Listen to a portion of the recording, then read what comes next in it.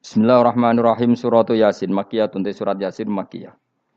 Au illa qaulahu maksudnya Makkiyah bangsa periode zaman Rasulullah tesih teng Mekkah. Au illa qaulahu kecuali dawuh Allah taala wa idza qila lahum anfiqu alayat niku. Au madaniyatun utawa sebagian ulama darani surat Yasin bangsa napa? Madaniyah. Isnatan iku loro wa samanun lan 80 apane ayatan ayat. Jadi surat Yasin kabeh berjumlah berapa? 82 ayat. Bismillahirrahmanirrahim Yasin. Ya semua ulama makna Yasin itu makna nama lain dari Rasulullah Muhammad Shallallahu Alaihi Wasallam. Meskipun secara ikhtiyat, secara hati-hati, mufassir biasanya bilang Allah a'lamu bimuradi bi. Allah a'lamu dat sing pirsa bimuradi kelan kersane Allah bi iklan Yasin. Tapi kita tahu secara ahwalul ulama, ya saya ulang lagi, kita tahu secara tradisinya ulama tetap mengatakan Yasin maknanya ya Muhammad. Buktinya terusannya apa? Innaka laminal mursali. Innaka ke siapa coba?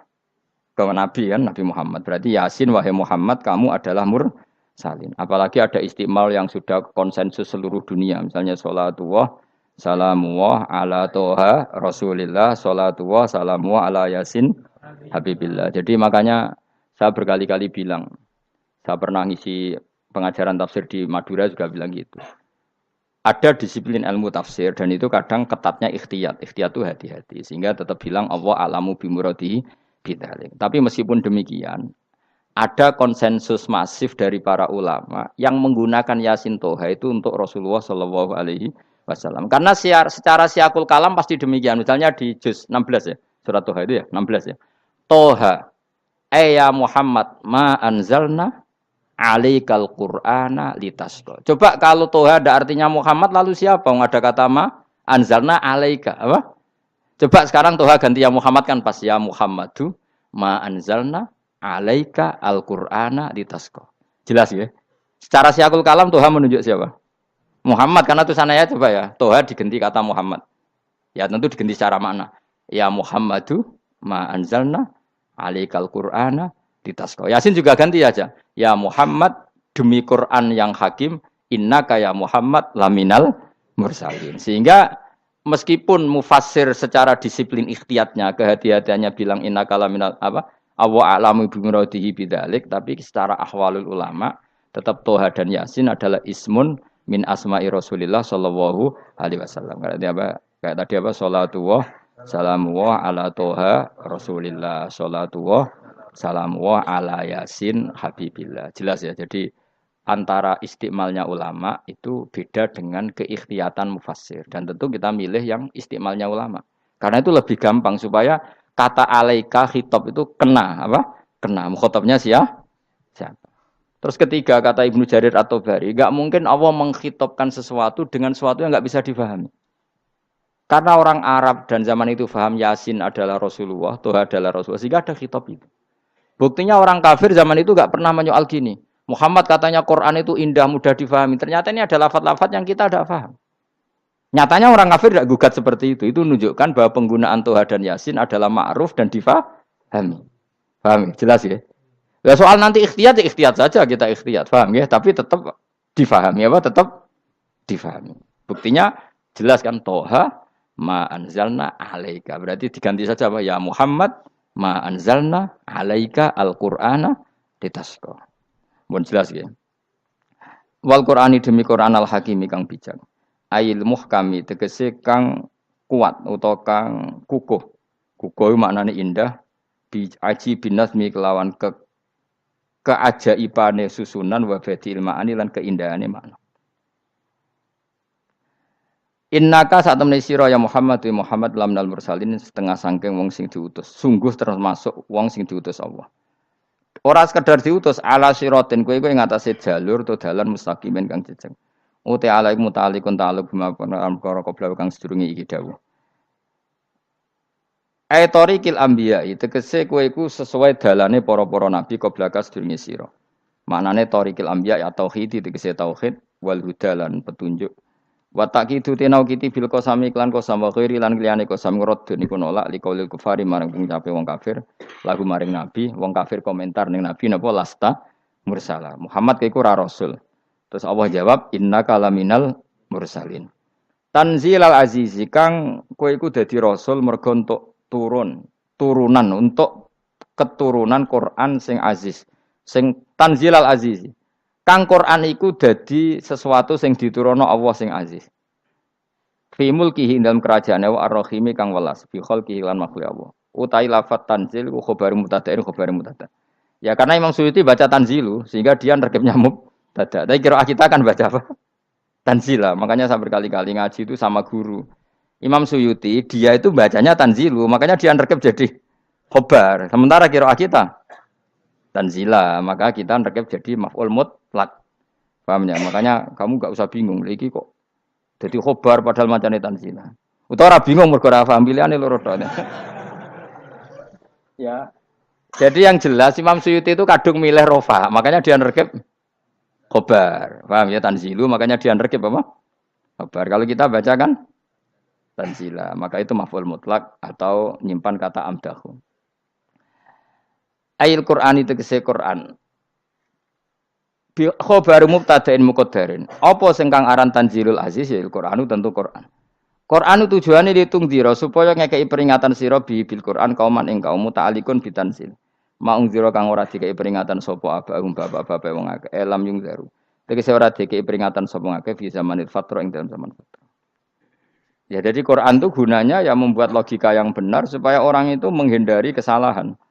Jadi menakut-nakuti itu kalau enggak harus tentang neraka, takut dari kesalahan, takut dari kebodohan. Kan kita juga takut kan punya pemimpin yang salah, takut punya kasus, takut kepleset. Ketakutan tidak harus dari neraka.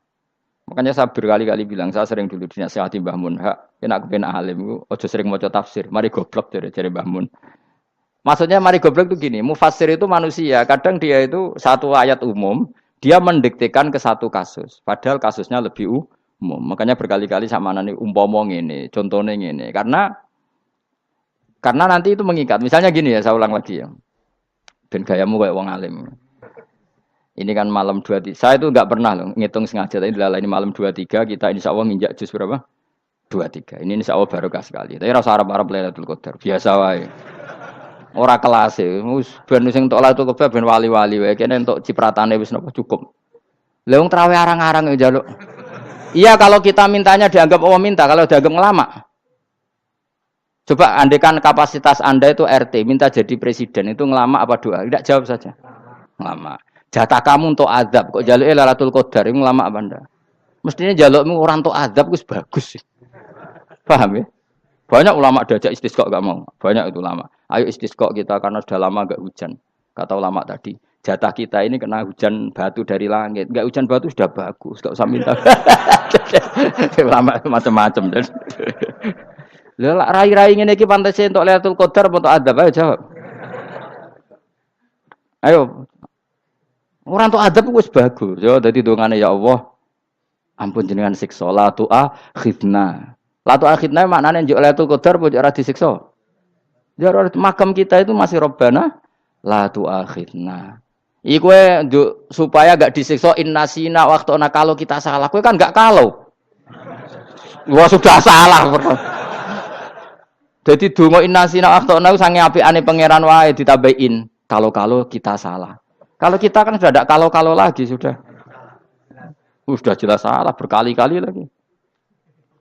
Mbok wong diisin. Yo lak jaruk Lailatul Qadar gak diisin. Tapi ya oleh pangeran apian. Pangeran kan tapi misalnya pangeran ora aku luwe apian timbang aku. Jadi sowe disahno permintaan. Tapi gak dikabulno. Mau disahno tapi ora usah apa? Di sana itu iman jalin dan goblok piye meneh macam-macam. Makanya doa paling fair itu ya Rabbana dzalamna anfusana wa lam taghfir lana wa tarhamna lanakunanna. Makom kita itu di sepuro pangeran. Sing bener donga traweh-traweh lho ning Tuban ning Jogja wis bener apa innaka afuwun karim tuhibbul afwa fa'fu anna. Ora ana guru-guru kita donga ya Allah anilna lailatul qadar ya Allah ka ono saraku kiye kita ora ono ngajarno ngono ya Allah innaka afuwun karim tuhibbul afwa fa'fu anna. Jenengan kandat sing kathah nyepurane lan seneng nyepuro himpun jenengan sepuro. Iku wis bagus sudah bagus. Lailatul qadar gresuk ndelok srengenge. Terus ndelok angin. Angger daerah Gunung Kidul banter terus anak-anak. Boy wong tahu diri, maksud kula dia tetap minta Lailatul Qadar tapi tahu tahu diri. Misalnya suwe bar sedekah, puasa bar salat 1000 rakaat, terus utang mesti sahur, ambek togo-togo sing mbok dolimi jaluki sepuro. Pas kowe tenan mergo ngrasa ora dolim, nduk Lailatul Qadar. Tapi kira ngrasa ora dolim wis ujub sombong. Wong sombong ya ora berhak meraih. Lah terus piye Gus? Ya piye biasa wae, pokok biasa wae. Makom kita kok ora kena adab itu sudah luar biasa. Ora penuh adab piye. Wis ngene iki wis luar biasa, napa? Luar biasa. Mun nang ngandel kula, mesti ngene iki wis keadaan seperti ini terus. Soale dongane wae Rabbana la tu'akhidna in nasina wa akhtana. Itu jadi itu sudah luar biasa. Nah, ini kan teruskan dawuh Mbah Mun. Misalnya Allah bilang gini, fattaku, maka takutlah kamu. Biasanya mufasir ditambahi minan nar, maka takutlah kamu masuk. Sebetulnya yang perlu dihindari dari kita, takut itu ya, takut salah, takut bodoh, takut terdolimi, takut mendolimi orang lain, takut hidup tidak ada gunanya. Tapi mufasir tentu milih yang populer, takutlah kamu dari api neraka. Coba misalnya gini, kita nanti masuk surga. Kemudian zaman di dunia kita tidak pernah berkampanye ya atau berkontribusi untuk agama Allah. Cara saya itu izin. Kata Imam Malik, saya masuk surga. Kemudian orang yang mencintai saya masuk surga itu saya malu. Rasulullah juga gitu. Saya sebagai pemimpin umat, saya malu masuk surga. Dan satu dari umat saya masih masuk neraka. Jadi ulama dulu tuh ketakutannya bukan sekedar masuk neraka, takut malu, takut bodoh, takut keliru, takut. Saya misalnya nanti masuk surga itu malu, dengan saya tidak pernah ngajar tafsir Jalalain. Malu saya. Karena kalau tanya Allah, hak kenapa pun swarga? Terus diberi swarga. Tapi kalau pernah baca tafsir jalan kan anak keren nih. Keren artinya saya pernah mengkampanyakan Quran, pernah mengkhidmai Quran, pernah ngitmai kitab engkau ya Allah. Saya pernah ngitmai umatnya Rasulullah, yaitu sampean kabeh. Pernah mulang, pernah sowan. Saya tiap bulan sowan jenengan gak sopan tapi. Mulane kira usah bales sowan rono malah ganggu aneh-aneh. Kadang santri yo pidol, wis diulang cek sowan. Orang tuh kiai kalau sudah di rumah tuh milik keluarga biar fair. Bermulang cek assalamualaikum terus kiai ini kagok keluargane ku kapan? Mbok mikir bocah ora karo-karuan. Jadi seneng ya di ilmoni, napa seneng ya di ilmoni. Saya ulang lagi ya. Nah, kata yang ditafsir itu sering tidak mengikat. Makanya kata Mbah Mun, baca tafsir itu dikurangi. Maksudnya dikurangi itu bukan apa-apa, maksudnya tadi kalimat yang ditafsir itu tidak mengikat. Yang mengikat itu yang kalimat di Quran. Nah, kalimat Quran itu umum, napa? Misalnya gini, Allah lalu gini. Ikdilu, kamu harus berbuat adil. Lalu adil itu misalnya mufasir menafsiri, adil itu menyamakan di antara dua orang konflik. Misalnya di MK 01 dan 02 dianggap sama, itu namanya adil. Itu kan dawai mufasir. Atau misalnya gini, Allah bilang gini ke saya, hak kena jadi kiai sing adil. Terus adil ditafsiri orang, adil itu menyamakan sesama murid, haknya sama. Nah, tapi bisa saja adil itu di luar itu semua. Misalnya gini, ternyata adil menurut Allah gini. Adil maknanya seimbang, apa? Adil itu maknanya apa? Seimbang. Lalu keseimbangan seorang hamba adalah dia ingat Allah lebih banyak. Karena ini bandul yang benar-benar nyata. Allah itu nikmatnya nyata. Sehingga ketika saya sebagai orang alim, ingat saya alim itu karena Allah. Dikasih ilmu Allah, dikasih cerdas Allah. Dikasih semuanya dari Allah. Sehingga saya itu tidak merasa kumuluhur pada kalian. Karena semua ini dari Allah. Kemudian Allah sendiri yang memerintahkan. Kamu harus mengajar. Maka saya ada arep-arep salam templek sampeyan, penghormatan sampeyan, apresiasi sampeyan. Karena saya hubungannya hanya dengan Allah Subhanahu wa Ta'ala. Itu namanya adil. Meletakkan sesuatu proporsional. Itu juga adil namanya. Makanya seseorang itu enggak bisa dikatakan abid selagi belum tahu kalau ibadahnya minallah. Jadi misalnya ke ibadah tok. Ternyata kamu yakin itu ibadah kamu, amal kamu itu belum abid.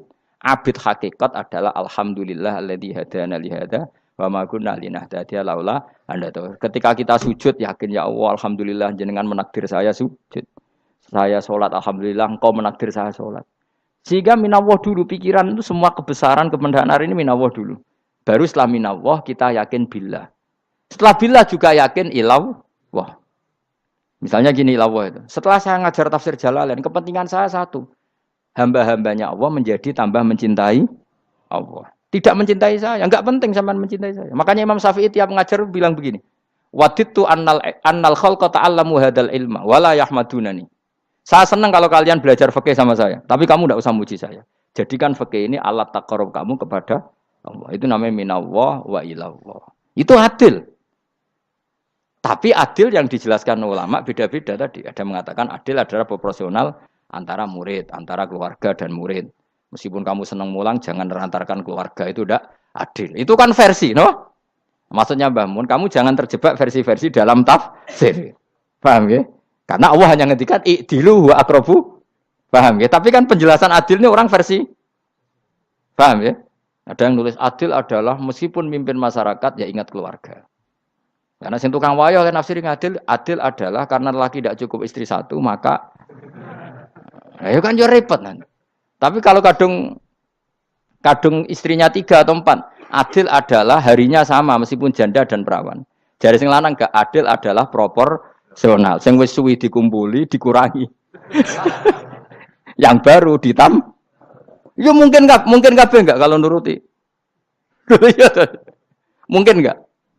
Ya, tapi itu kan versi, nama.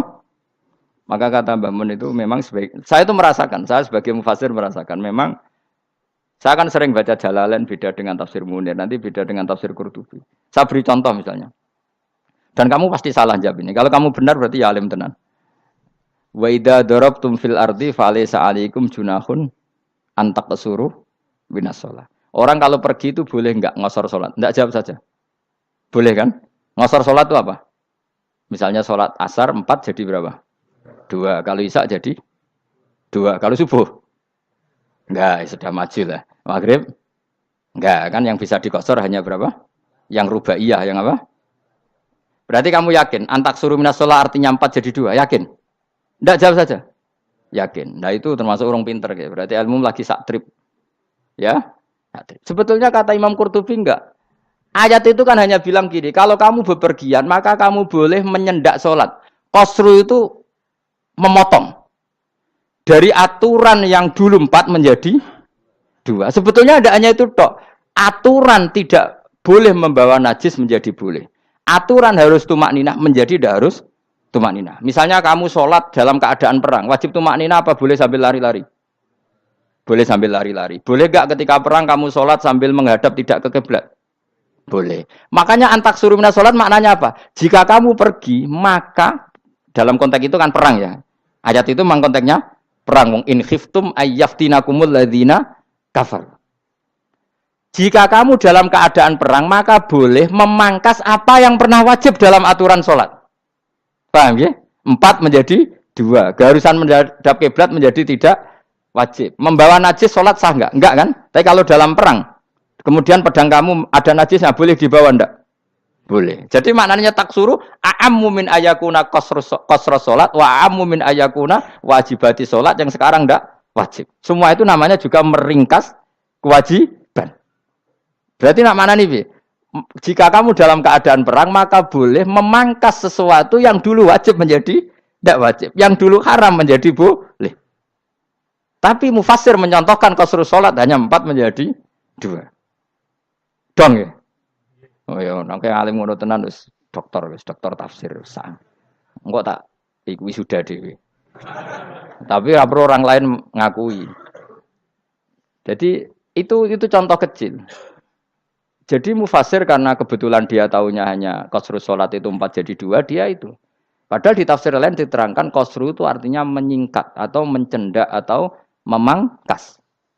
Dulu wajibnya sholat itu nggak boleh bawa sesuatu yang najis. Tapi kalau sholat dalam keadaan perang dan pedang kamu ada darahnya, boleh nggak dibawa? Boleh. Bahkan Allah menyuruh dibawa. Dan boleh nggak madhep kiblat.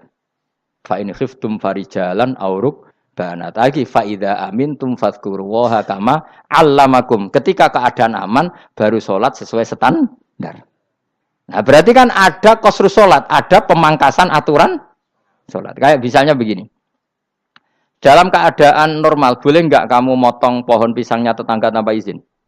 Nggak boleh kan? Tapi misalnya ada banjir bandang, kemudian kamu bisa selamat kalau motong itu. Wajib izin apa malah haram izin? Haram izin, harus kamu langsung potong. Karena kalau tanpa begitu kamu dan yang punya wajib meridhoi. Kalau nggak meridhoi disalahkan syarak malah. Paham ya? Jadi ini penyolongan yang wajib. Tapi tak coba potong kayak ngelangi kan. Terus gedangnya mbok pangan lho iku berlebihan. Karena Allah memaklumi hanya untuk ngelangi. Jebule wis menisan lah itu. Itu di luar izin syariat apa? Di luar izin syariat. Itu melampaui batas itu. Syaratnya boleh itu ghairu baghiw wala famani turra itu darurat syaratnya ghairu baghiw wala dan tidak boleh melebihi batas. Ora ape ngetok gedange jupuk sik sing mateng dipangan terus diketok. Ora oleh. Paham jelas ya. Makanya kalau ngaji tafsir ya saya kan berkali-kali ada makna di tafsir Imam Suyuti saya tambahi umpamanya ini. Maksudnya umpama itu supaya contoh itu tidak mengikat. Jadi yang disebut beliau itu satu dari sekian potensi ribuan contoh. Ya kayak tadi misalnya antak suruh minas sholah. Itu umumnya ulama membayangkan qasru sholat yang 4 jadi 2. Padahal enggak, maknanya meringkas aturan dari wajib menjadi tidak wajib. Bahkan sebagian aturan itu dikatakan haram, tidak haram. Itu tadi misalnya bawa najis atau teman kamu mau dibaca orang kafir, terus kamu bilang, hei hati-hati, itu tidak batal kalau dalam sholat siddatil khauf. Paham ya? Jelas? Semaju lah, malam terlikur, lelatul. Aku wis gumen mbek wong-wong bingung ora ilmune wong-wong. Ma ungzira abahum elam yung daru tegese ora den kei wedi sapa ngangge fi zamanil fatra ing dalam zaman fatra. Ya sama seperti ini. Orang tidak mendapat ingzar itu fi zamanil fatra, zaman enggak ada rasul. Tentu tidak hanya itu tok. Ada rasul tapi orang itu jauh dari komunitas ulama. Itu juga termasuk orang yang tidak mengalami ingzar. Jadi tidak mengalami ingzar bisa di zaman fatra atau sudah ada rasul tapi dia jauh dari ulama atau jauh dari komunitas Islam. Itu juga komunitas yang tidak ngalami ingzar. Fahum mongko te wong akeh kaum iku ghafidun lali kabehane imani sing iman parustilan bener. Ya, contoh paling gampang itu nak dawuh yai mesti bener itu loh. Kalau kamu ngaji tafsir Jalalain ya Yuhannasu budu rabbakum. An-nasu biasanya ditafsirkan kufaru Mekah, napa? Padahal di situ nas semua manusia apa kafir Mekah? Semua manusia. Cuma konteks dulu karena Nabi orang Mekah dan zaman itu yang diberi peringatan orang Mekah, Imam Suyuti bilang kufaru Mekah. Lah seperti itu kufaru Mekah mengikat apa enggak? Enggak kan?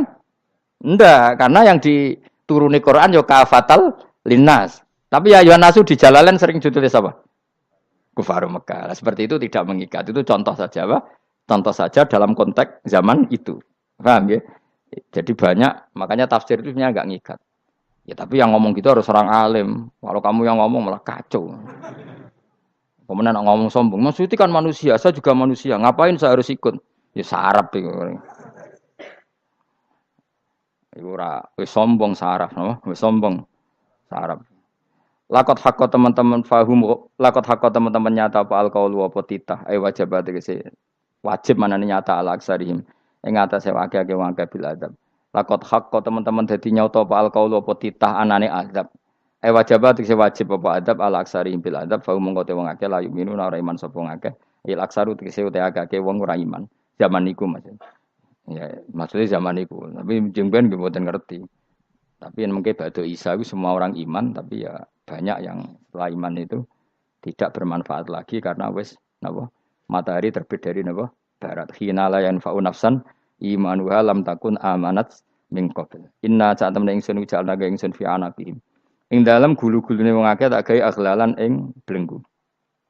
Bi ayu dhamma gambar bi antu dhamma gambar arfento dewi kumpulno ilaha maring anak apa alai di tangan.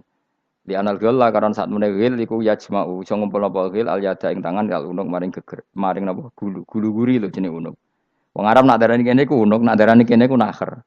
Ya jare wong Arab, ya kene iki unuk, kene iki nakher. Lah gulun niku ngeten, tangan didakok teng napa? Napa? Gulu. Napa jenenge? Jidok niku jidokne. Sing guri-guri. Faya mengkote tangan il aidi kumas muatun ting kumpulno ilal atqoni maring dagu. Niki lho jenenge dagu. Jam udzakonin wa ya mustama'ul lahyan. Kumpule dua dagu atau dua wang nek jomanan. Fahum mongko te wong akeh mukmahuna iku dadi bunder sapa wong akeh. Manane rafiuna ngangkat wong akeh ruusaum ing sirahe wong akeh. Lastatiuna ora iso mampu sapa wong akeh khodaha ing ngendekno ruus. Menan dhewe maksudi wa ta iki mutamsilun mu bayangan, mutamsil gambaran. Mulane kula gumun be ulama riyen. Tak contohno ya, nak ulama dhisik ku top. Wong dhisik nak darani bun rokok digludungno. Wong kafir sok ben digludungno ning neraka. Iku ya pancen ngalim tenan ngomong dhisik. Mergo gambarane ngene, ora usah mbok praktekno sok ben, praktekno saiki wae. Nak praktekno sok ben kowe sok ben mlebu neraka. Dadi ngeten, wong nak lungguh ngene, wong Arab nak darani iki ason-ason. Terus ngeten. Ngeten. Niki kan niki jenenge apa?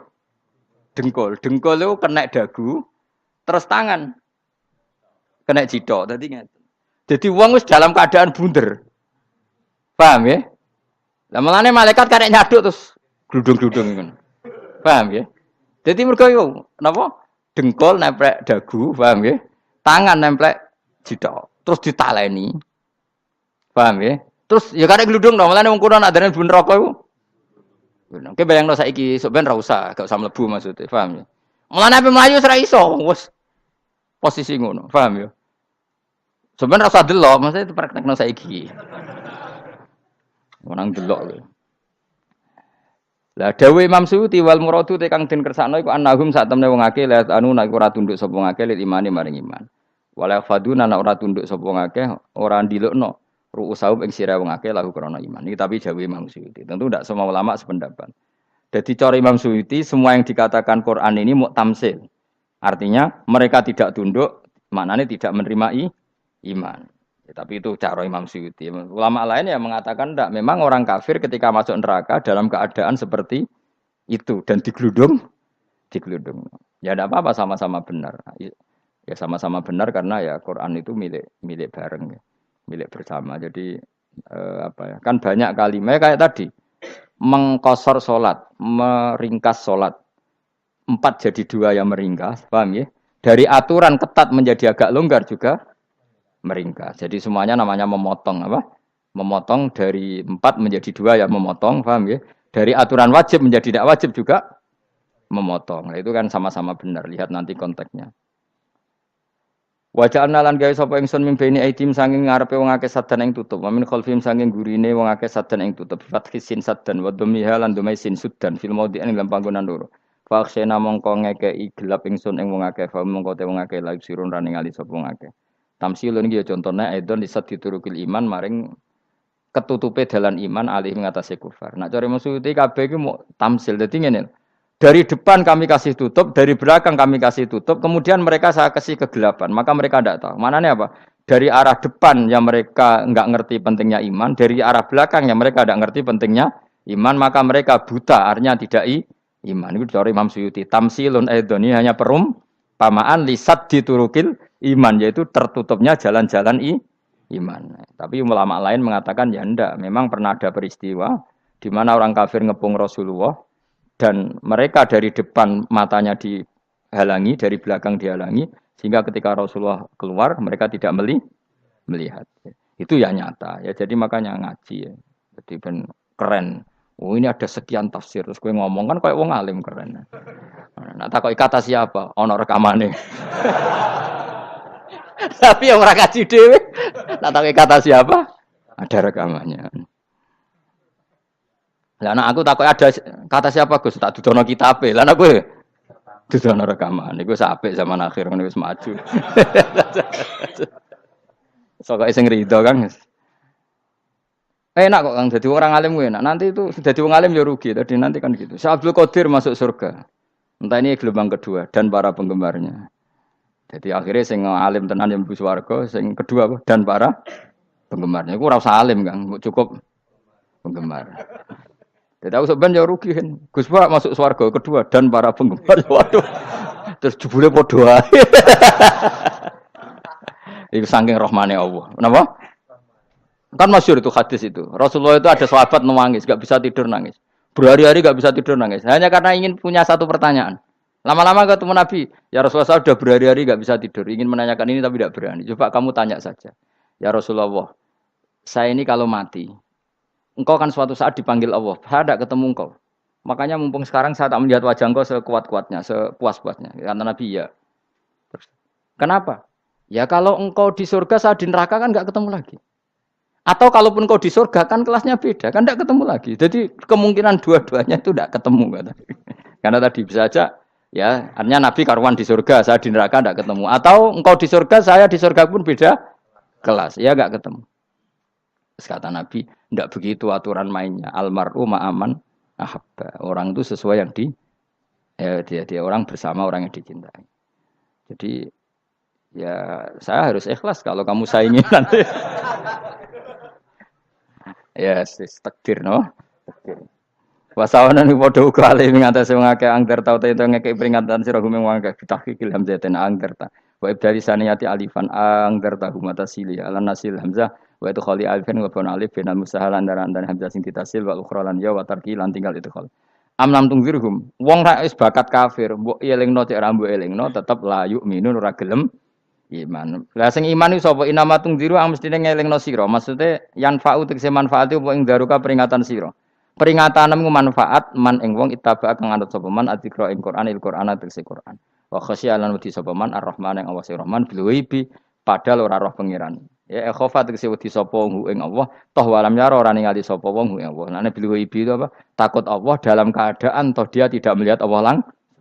Mereka tak tafsiri bil ghaibi barang gaib. Barang gaib ning Indonesia terjemahannya hantu. Melihat alam gaib itu maknanya apa dalam bahasa Indonesia? Hantu. Mulane bil ghaibi ra tak terjemah, apa? Ya namanya ini wa khosya lan di sapa wong ar-Rahman ing wasi Rahman bil ghaibi padahal dene ra roh langsung. Ya ora usah diterjemah ya. Terjemah dadi apa? Barang gaib malah repot. Fa basiruhu mongko ngekeki berita gembira sira ing man bimaghfiratin kelawan pengempuranan wa ajrin dan ganjaran karimin kang terhormat. Orang yang seperti itu yang ngikuti Quran dan takut Allah itu layak mendapat maghfirah wa ajrin karim wa ta'ala juru karim wal jannatu swarga. Inna satamene ingsun wa nahnu ya ingsun iku nuhyi nguripno ingsun almauta ing wong sing mati libasi krana pas. Wa naktubu lan nulis ingsun fil lauhil mahfuz ma ing apa wae kodamu kang nglakoni sapa ngake fi hayatihim. Di lauh mahfuz apa yang pernah kamu lakukan ditulis min khairin kaapian wasari dan kaelean liyujazau supaya diwales sapa ngake alih ing atase iki.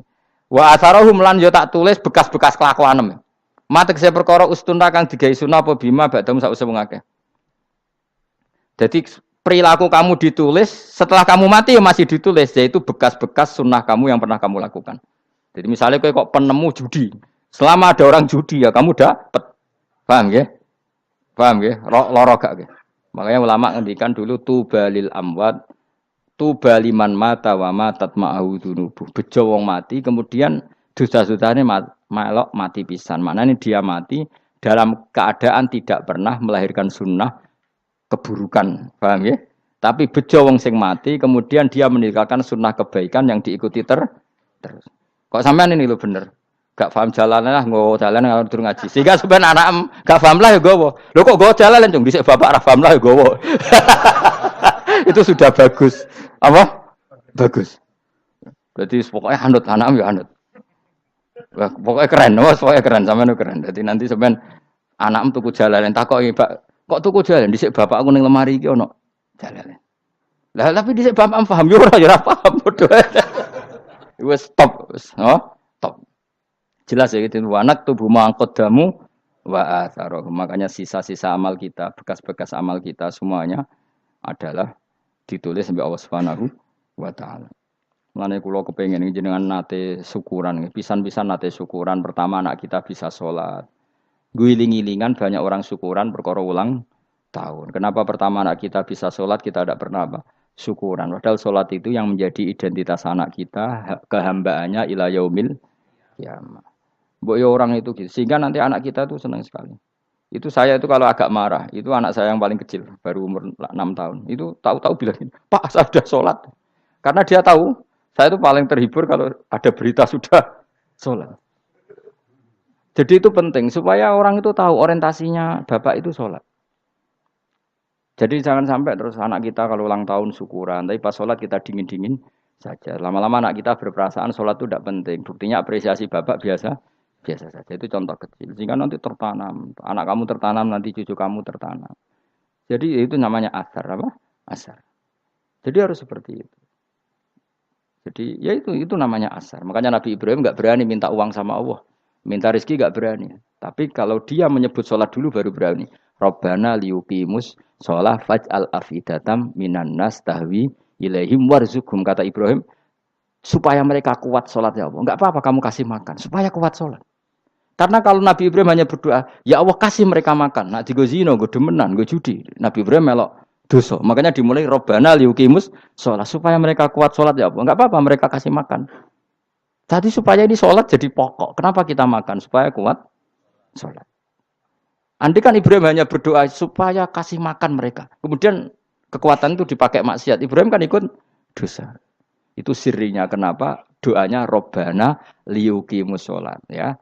Jadi kata liyuqimus sholat didahulukan. Apa? Supaya mereka kuat sholat. Maka kasihlah makan, kasihlah rezeki. Jadi supaya sholat jadi pusat orientasi. Itu harus dilatih.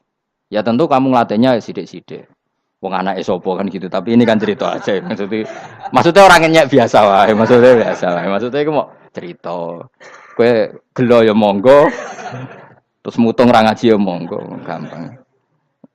Kue ra ngaji, aku golek murid kok kue gampang. Kue golek guru kok aku kangelan. Ya maksudnya sing gelem ngalah teko ini kan. Oh, liane larang kang nyewane. Wa asarohum lan bekas-bekasnya mereka. Makanya ketika Ahmad bin Hambal itu ahli hadis karena selagi riwayatnya dia dipakai orang tahu Rasulullah itu karena ahli hadis. Bener yang paling hebat tentu qala Rasulullah.